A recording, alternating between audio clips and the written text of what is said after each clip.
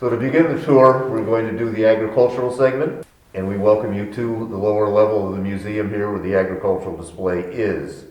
The purpose of the museum is to show folks what life was like for our early ancestors and exhibit examples of the tools, implements, and other goods that they used to assist them in their survival. We hope that people visiting the museum or viewing this virtual tour will gain a better understanding of their heritage and appreciation for the hardships faced by their ancestors and how hard labor and determination helped to lay the foundation for our lives today. This section deals with the part agriculture played in our ancestors' life.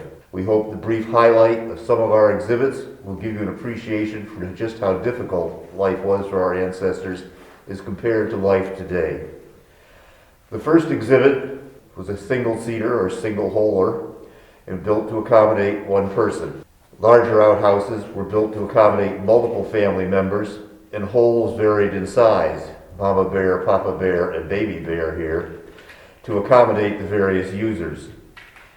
Odor control was always an issue, and many of the seats were equipped with lids.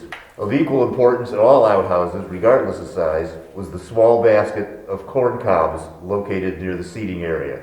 There was no Charmin available in those days. But getting back to agriculture, it was a four-season activity. Spring through fall saw planting, growing, and harvesting of crops as the predominant activity. The fourth season, winter, was also an active time of year involving care of animals, maintenance of the buildings and equipment, and the harvest of timber that was necessary for their everyday needs.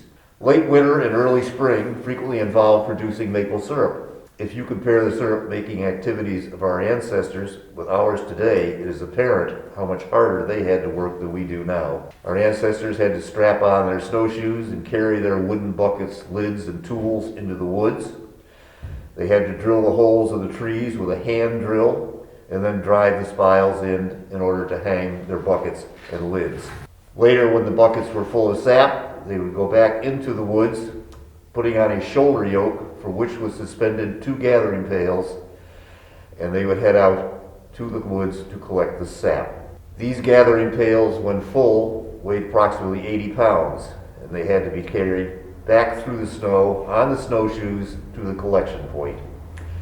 They then had to be emptied into gathering tanks that were pulled by horses for the trip back to wherever the boiling of the actual syrup was done.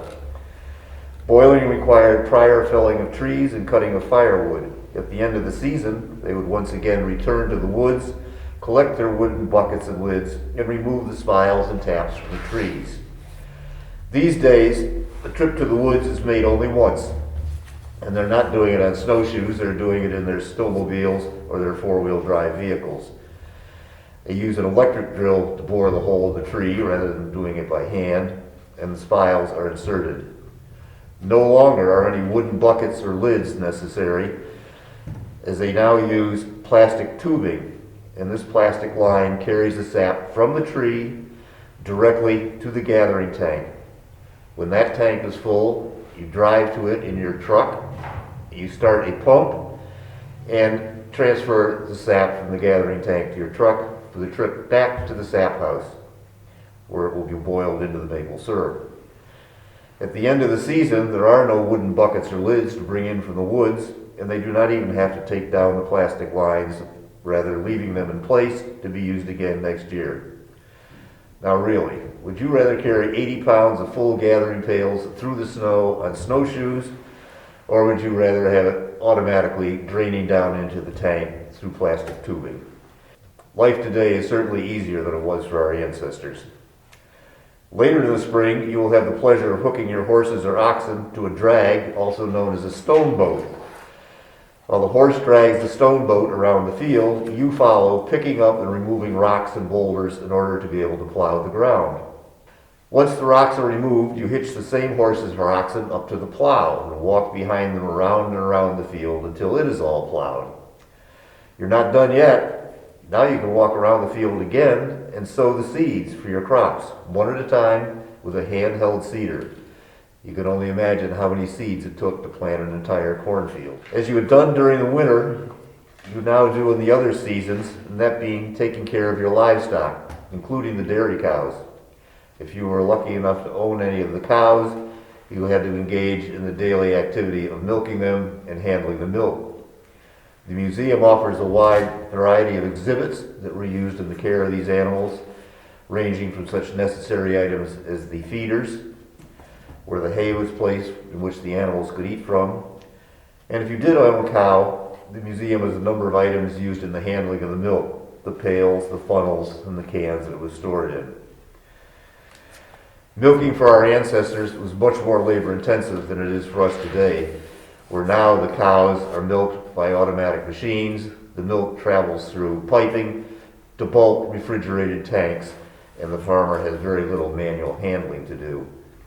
Our ancestors also had to do their own milk testing to determine the butter fat content, etc.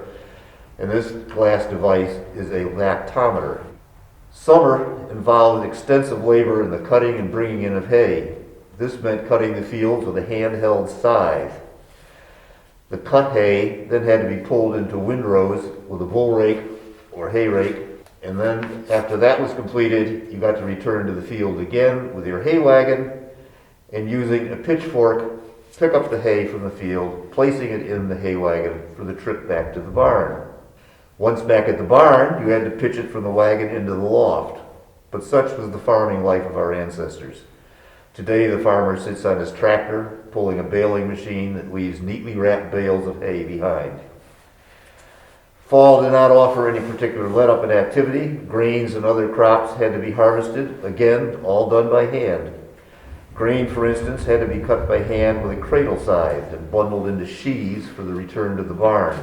After allowing time for it to dry, it was spread out on the barn floor and beaten with flailing sticks to remove the grain from the shaft. The resulting grain then had to be further cleaned and passed through a fanning mill where hulls of small stones and other impurities were removed. Once all that was done, it was again time to hitch up the horses and take the grain to the local grist mill to be ground. Corn also had to be cut by hand using this cornstalk cutter. The ears were then shucked and dried before having the kernels removed in the corn shellers. Unless we forget the remaining corn cobs, you recall the small basket in the outhouse. Francistown was known for its large number of apple orchards, and many of the apple barns still stand. The museum has several items used in the harvest, including this apple picking pole basket. Apples were picked from the tree one at a time and placed in this chest carrying case. Once that was full, you returned to the barn and placed the apples in the wooden crates for storage or transport later in the year. That completes our overview of the seasonal demands of the agriculture section over the course of a year. All the work had to be done by hand, and failure to successfully complete these chores literally meant no food for the family that winter. But you not only had to feed your family, you also had to generate enough extra food to get income for other necessities of life that you could not produce yourself. So while many people wish for the good old days, those days might lose some of their luster if you actually had to live in them. This segment of our virtual tour has dealt with the agricultural aspects of our heritage and shown you a few of the over 100 exhibits we have in the agricultural section of the museum. We invite you to review the remaining 4 virtual tour segments that deal with commerce of the time, domestic life, firefighting, and transportation. Thank you for watching this segment of the virtual tour of the Francistown Heritage Museum, and we look forward to having you visit us in the coming year.